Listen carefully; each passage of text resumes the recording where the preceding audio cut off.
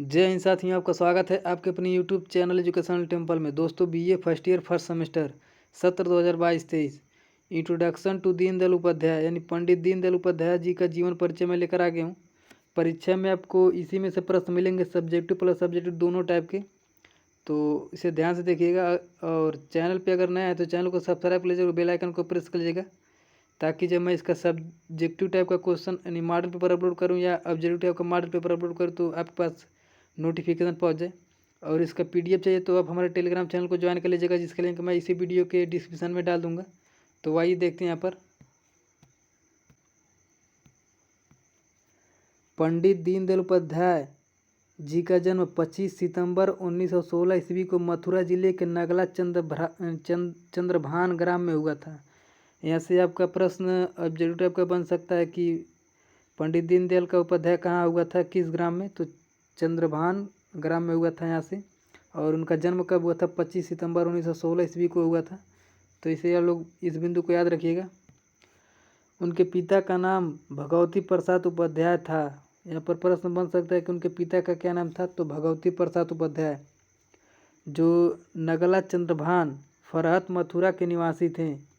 उनकी माता का नाम राम प्यारी था। यहाँ पर प्रश्न पूछ सकता है कि उनकी माता का क्या नाम था, तो राम प्यारी था, इसे भी याद रखिएगा। जो धार्मिक प्रवृत्ति की थी।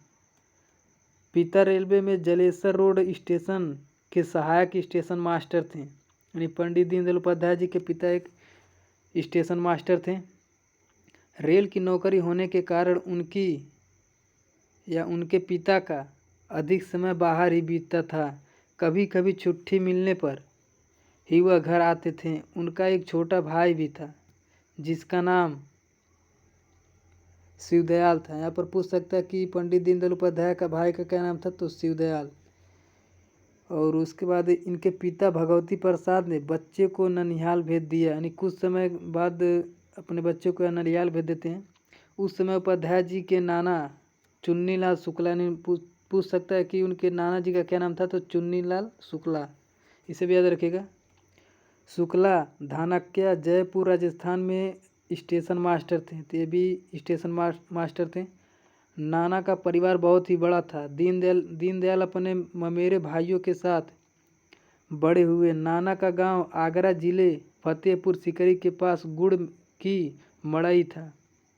दीनदयाल अभी 3 वर्ष के भी नहीं हुए थे कि उनके पिता का देहांत हो गया।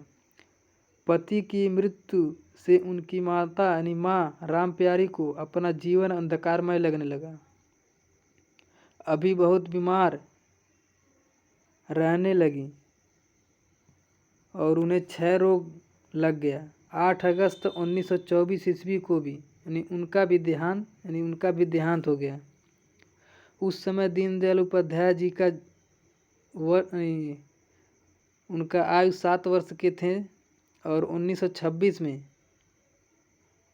नाना चुन्नीलाल भी नहीं रहे, यानी उनका भी स्वर्गवास हो गया। 1931 में पालन करने वाली मामी का भी निधन हो गया। 18 नवंबर 1934 को अनुज माने उसका भाई, छोटा भाई शिवदयाल ने भी उपाध्याय जी के साथ सदा के लिए छोड़ दिया, यानी इनका भी मृत्यु हो गया। 1935 में स्नेहमती नानी भी स्वर्गवास सिधार गईं, यानी उनकी नानी का भी मृत्यु 1935 में हो गया। और 19 वर्ष की अवस्था तक उपाध्याय जी ने मृत्यु दर्शन से ग्रहण साक्षात्कार कर लिया था। 8वीं की परीक्षा उत्तीर्ण करने के बाद उपाध्याय जी ने कल्याण हाई स्कूल सीकर राजस्थान से 10वीं की परीक्षा बोर्ड में प्रथम स्थान प्राप्त किया। और 1937 में पिलानी से इंटरमीडिएट की परीक्षा में पुणे बोर्ड में प्रथम स्थान प्राप्त किया।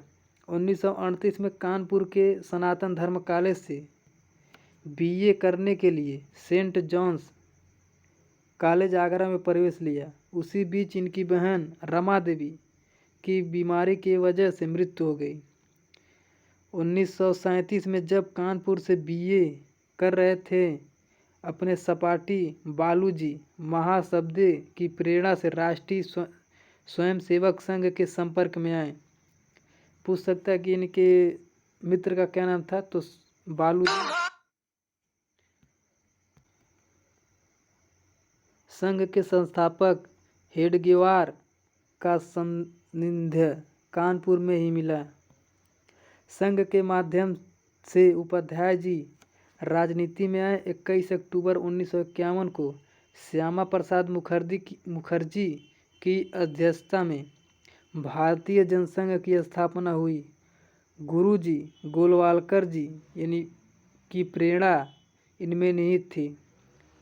इनका प्रथम अधिवेशन कानपुर में हुआ। 1967 में कालीकट अधिवेशन में उपाध्याय जी भारतीय जनसंघ के अध्यक्ष निर्वाचित हुए। 10 या 11 फरवरी 1968 को रात्रि में मुगल सराय स्टेशन पर उसकी हत्या कर दी गई, यानी उनकी हत्या कर दी गई। पूछ सकता है कि पंडित दीनदयाल उपाध्याय जी की हत्या कहाँ पर हुई थी, तो मुगल सराय स्टेशन पर हुई थी। और कब हुई थी, तो 10 या 11 फरवरी 1968 ईस्वी को। और यहाँ पर 11 फरवरी को प्रातः 3:45 बजे यानी 3:45 पर सहायक स्टेशन मास्टर को खंभा नंबर 1276 के पास मिला। पूरे देश में शोक की लहर दौड़ गई। तो इसे आप लोग अच्छे से पढ़ लीजिएगा। इसका मैं PDF टेलीग्राम चैनल पे अपलोड कर दूंगा।